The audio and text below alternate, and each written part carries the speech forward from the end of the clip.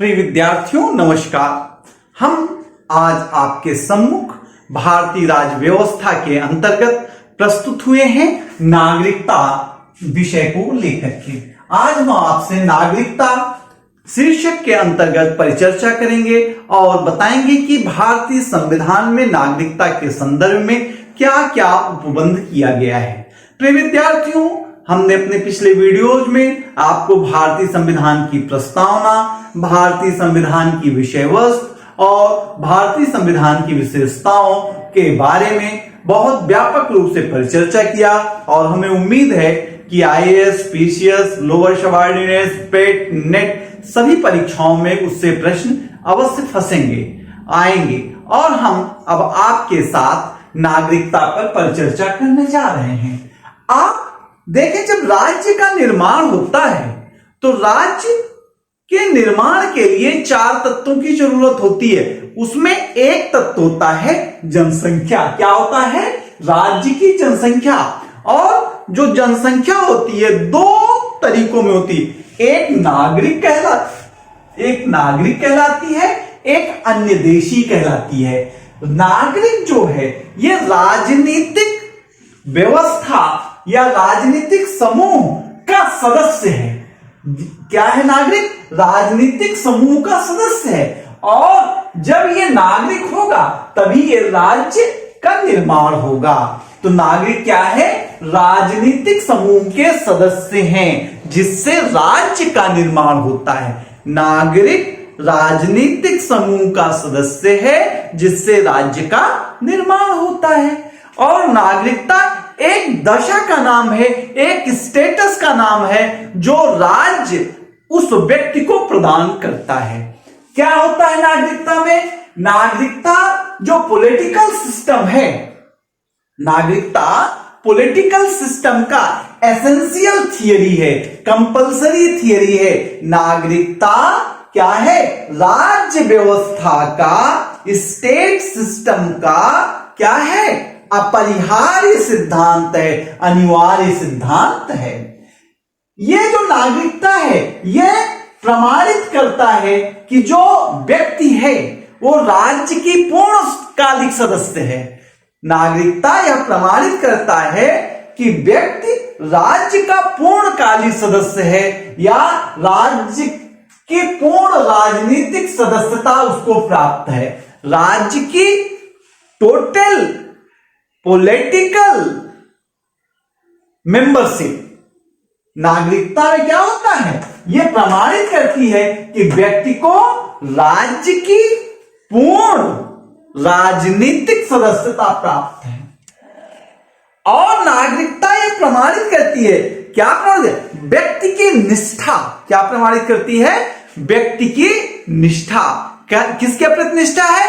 राज्य के प्रति अस्थायी निष्ठा है। नागरिकता यह प्रमाणित करती है कि व्यक्ति की निष्ठा राज्य के प्रति अस्थायी रूप से है।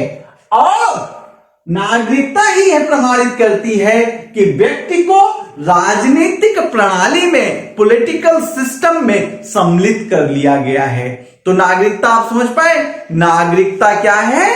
राजनीतिक समूह की। नागरिक कौन है? राजनीतिक समूह का सदस्य है और यही राजनीतिक समूह मिलकर के राज्य का निर्माण करता है। और नागरिकता एक दशा का नाम है, एक स्टेटस का नाम है जिसमें क्या प्रमाणित होता है कि वो व्यक्ति राज्य के प्रति पूर्ण रूप से निष्ठावान है, वो व्यक्ति राज्य की राजनीतिक व्यवस्था में सम्मिलित है और क्या वो राज्य की पूर्ण राजनीतिक सदस्यता प्राप्त कर लिया है। ये इतनी बातें क्या करता है? नागरिकता प्रमाणित करती है। हम आपसे देखते हैं कि भारत के संविधान में नागरिकता की क्या व्यवस्था। एक्चुअल में जो भारत का संविधान था वो ये नहीं बताना चाहता था कि कौन कब कैसे नागरिक बनेगा। वो केवल इतना व्यवस्था करना चाहता था कि जब भारत का संविधान लागू हो रहा है इस समय कौन कौन लोग भारत के नागरिक होंगे। केवल इतनी बात की व्याख्या वो करना चाहता था। इसलिए नागरिकता को भारतीय संविधान के भाग 2 में, बच्चों किसमें, भाग 2 में रखा। नागरिकता को किसमें रखा, भाग 2 में रखा। कुल कितने संविधान में भाग हैं, 22 भाग हैं। 22 भाग में कि भाग 2 में किसका वर्णन है, नागरिकता का वर्णन है। नागरिकता का किस अनुच्छेद में वर्णन है, भाग 2 के अनुच्छेद 5 से 11 में वर्णन है।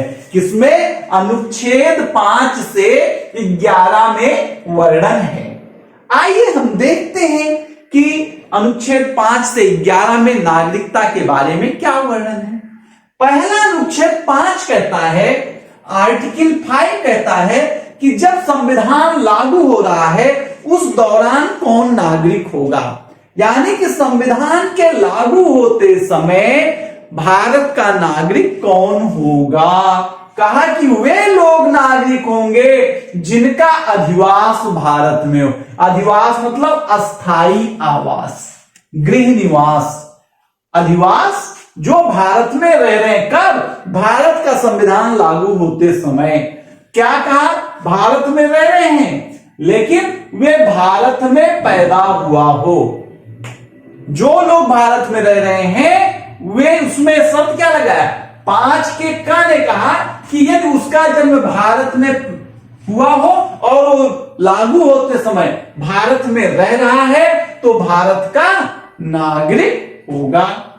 दूसरा, या तो उसके माता या पिता में से कोई भारत में पैदा हुआ, या तो खुद भारत में पैदा हुआ हो या उसके माता या पिता में से कोई भारत में पैदा हुआ हो, और तो भारत का नागरिक होगा। और कहा कि कुछ लोग ऐसे भी हो सकते हैं जिनके ना तो माता पिता भारत में पैदा हुए हों, ना खुद भारत में पैदा हुआ हो लेकिन भारत में रह रहा हो। तो कहा ऐसा व्यक्ति जो भारत में रह रहा है लेकिन 5 साल, संविधान लागू होने के 5 साल पहले से भारत में मामूली तौर पर निवास कर रहा है। कैसे, जो संविधान प्रारंभ के ठीक पहले से 5 साल से मामूली तौर से भारत में रह, जैसे कोई डीडी बसु उदाहरण देते हैं, जैसे कोई पुर्तगाली है भारत में आके रह रहा है और 5 साल से रह रहा है तो वो भारत का नागरिक माना जाएगा।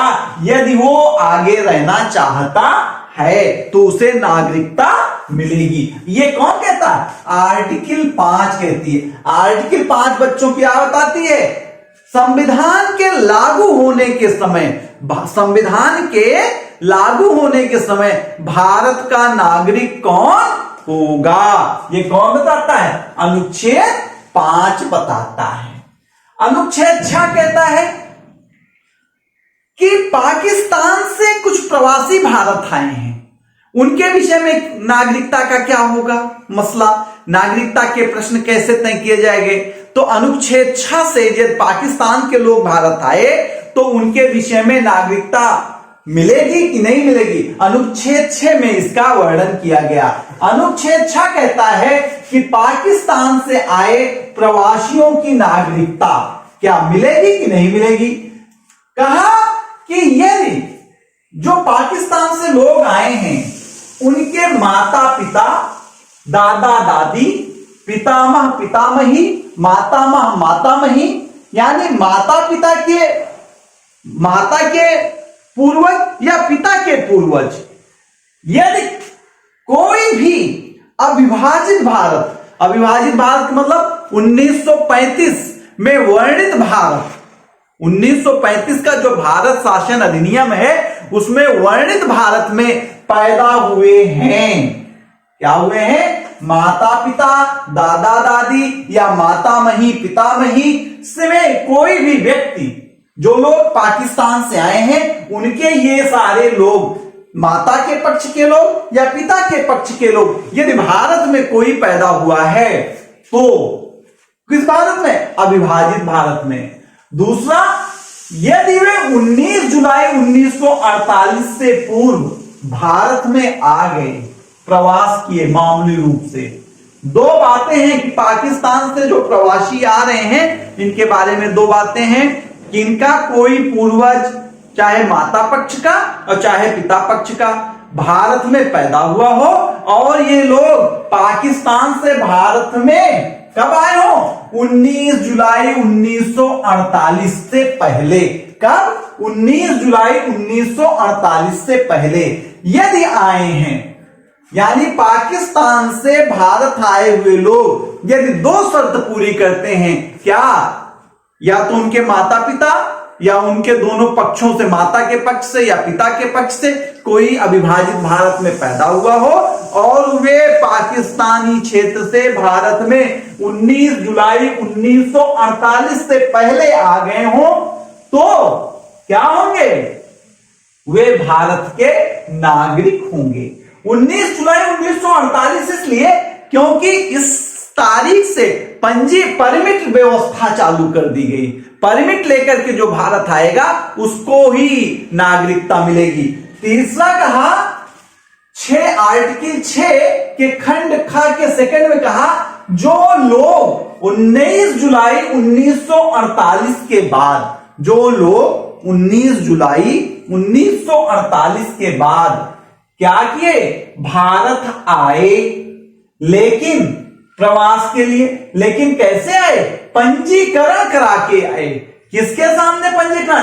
ऐसा प्राधिकारी जो भारत सरकार द्वारा नियुक्त है उससे पंजीकरण करा करके आए।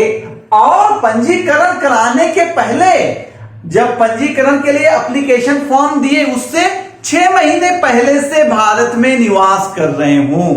19 जुलाई 48 के बाद पाकिस्तान से जो भी व्यक्ति संविधान लागू होने के समय आ रहा है उसको क्या करना है? जब आए और 6 महीने भारत रहे, फिर जो व्यक्ति प्राधिकारी, जो अधिकारी नियुक्त है पंजीकरण के लिए, उसके सामने आवेदन प्रस्तुत करे और उसका पंजीकरण हो जाए तो क्या होगा? वो व्यक्ति भारत का नागरिक हो जाएगा। उसकी पाकिस्तानी नागरिकता नहीं मानी जाएगी, वो भारतीय नागरिक माना जाएगा। अनुच्छेद 7 कहता है कि पाक के कुछ प्रवासियों की नागरिकता के विषय में, कुछ पाकिस्तान में लोग भारत से चले गए, भारत से कुछ लोग पाकिस्तान गए। कब गए? 1 मार्च 1947 को गए। 1 मार्च 1947 को कुछ लोग भारत से पाकिस्तान गए। याद रखिएगा तारीख, 1 मार्च 1947 को भारत से कुछ लोग पाकिस्तान गए, आवेदन कर गए। कहां? पाकिस्तान। और फिर क्या किया? पुनर्वास का परमिट लिया, पुनः वापसी के लिए परमिट लिया और भारत लौट आए। क्या किया? कुछ लोग 1 मार्च 1947 को पाकिस्तान गए, लेकिन पुनः परमिट लेकर के वापस आ गए। उनको भी संविधान जब लागू होगा तो भारत के नागरिक माने जाएंगे। अनुच्छेद 8 कहता है कि भारत के कुछ लोग विदेशों में चले गए हैं, भारतीय मूल के लोग विदेशों में चले गए हैं रोजगार आदि के लिए, तो उनकी क्या दशा होगी? संविधान तो लागू होने जा रहा है, तो उनके बारे में भी, जो भारतीय मूल के लोग पाकिस्तान के अतिरिक्त विदेशों में रह रहे हैं संविधान लागू होने के समय, उनकी नागरिकता की क्या स्थिति बनेगी भारत में? कहा कि ये लोग यदि इनके माता पिता या पितामह, कौन जो विदेशों में चले गए हैं, कहां चले गए हैं? विदेशों में चले गए हैं, तो इनके माता पिता या पितामह, मातामही, पितामही कोई यदि भारत में जन्म लिया है, तब वो क्या कर सकते हैं? भारतीय राजनयिक उस जिस देश में है उस देश में जाएं, काउंसिल में, भारत का काउंसिल होगा, वहां पे जो राजनयिक है उसके सामने क्या करें? एक आवेदन करें और वो क्या करेगा? पंजीकृत कर लेगा नागरिक रजिस्टर में। क्या करेगा? नागरिक रजिस्टर में नाम दर्ज कर लेगा। इस प्रकार से उनको भी क्या मिल जाएगी? भारत की नागरिकता मिल जाएगी। इस प्रकार से आप देखिए अनुच्छेद 5, अनुच्छेद 6, अनुच्छेद 7 अनुच्छेद 8 नागरिकता प्रदान करने के विषय में बात करता है। आप ध्यान रखिएगा, आर्टिकल 5, आर्टिकल 6, आर्टिकल 7, आर्टिकल 8 नागरिकता प्रदान करती है। और आर्टिकल 9 क्या कहती है? कोई भी व्यक्ति स्वेच्छा से नागरिकता छोड़ सकता है। कहता है कि कोई भारतीय स्वेच्छा से यदि दूसरी नागरिकता लेता है, यह अनुच्छेद 9 कहता है कि कोई नागरिक स्वेच्छा से दूसरी नागरिकता लेता है, अर्थात दूसरे देश में नागरिक होने का पंजीकरण कराता है, तो क्या होगा? भारत की नागरिकता समाप्त हो जाएगी। इस प्रकार एक प्रश्न बनता है कि आर्टिकल 9 से इकहरी नागरिकता क्या होती है? पुष्टि होती है। किसकी पुष्टि होती है आर्टिकल 9 से? इकहरी नागरिकता। आर्टिकल 9 क्या कहता है? कोई भारतीय स्वेच्छा से यदि दूसरे देश की नागरिकता को ग्रहण करता है तो उसकी भारतीय नागरिकता समाप्त हो जाएगी। जैसे हम अमेरिका की नागरिकता उस समय ले लें तो क्या होता? हमारी भारत की नागरिकता समाप्त हो जाती। लेकिन अब क्या है? कुछ विशेष व्यवस्था के अंतर्गत हम दूसरी नागरिकता भी, दूसरे देशों की नागरिकता ले सकते हैं। यह दोहरी नागरिकता जो है केवल 2 देशों में है, एक अमेरिका में है, दूसरा स्विट्जरलैंड में है। भारत में इकहरी नागरिकता है, लेकिन वो दोहरी नागरिकता का उद्देश्य दूसरी है, यहां इकहरी नागरिकता का उद्देश्य दूसरा है। बात यहां दूसरी है। दोहरी नागरिकता उनके अपने देश की नागरिकता है और स्टेट की नागरिकता है। इसमें स्विट्जरलैंड की नागरिकता है, परिसंघ की नागरिकता है और कैंटन की नागरिकता है। और तो आर्टिकल 5, आर्टिकल 6, आर्टिकल 7, आर्टिकल 8 नागरिकता देती है और आर्टिकल 9 नागरिकता का अपहरण करती है, नागरिकता का हरण करती है, नागरिकता समाप्त करती है। आर्टिकल 10 कहता है कि यदि 5, 6, 7, 8 के द्वारा किसी ने कोई नागरिकता प्राप्त कर ली भारत की किसी भी तरह से, तो संसद कोई भी कानून बनाए, संसद कोई भी आगे कानून बनाए तो उसकी नागरिकता पर कोई प्रभाव नहीं पड़ेगा। यदि हमने आर्टिकल 5 से, आर्टिकल 6 से, आर्टिकल 7 से, आर्टिकल 8 से बताया गया जो तरीका है हम नागरिक बनते हैं देश के, तो आर्टिकल 10 यदि संसद कोई कानून बनाए कि ये तरीके से नागरिक होगा तो हम खत्म हो जाएगा, तो कहता है कि नहीं, संसद का कानून भूतकाल में लागू नहीं होगा। यानी 5, 6, 7, 8 पर संसद का कानून लागू नहीं होगा। अर्थात संविधान लागू के दौरान कौन नागरिक, उसके जो शर्त हैं उस पर कोई प्रभाव नहीं डालेगा। पाकिस्तान से आए प्रवासी लोगों के शर्तों पर नागरिकता देने के, उस पर कोई प्रभाव नहीं डालेगा। जो पाकिस्तान चले गए थे 1 मार्च 47 को फिर वापस लौट आए, उन पर कोई प्रभाव नहीं डालेगा। जो भारतीय मूल के विदेशों में चले गए थे उनके नागरिकता मिली, उस पर प्रभाव नहीं डालेगा। आर्टिकल 11 जो है संसद को नागरिकता पर कानून द्वारा कंट्रोल करने का अधिकार देता है। कहता है कि संसद ही यह तय करेगी कि संसद आगे यह तय करेगी कि नागरिकता प्राप्ति का साधन क्या होगा और नागरिकता का अंत कैसे होगा। दोनों के विषय में संसद कानून बना सकती है। ये और इसी अनुच्छेद 11 के आधार पर ही नागरिकता अधिकार अधिनियम 1955 बना, 1986 बना और ये सीएए भी और बना। और हम अगले पार्ट में देखेंगे कि नागरिकता अधिनियम 1955 क्या है।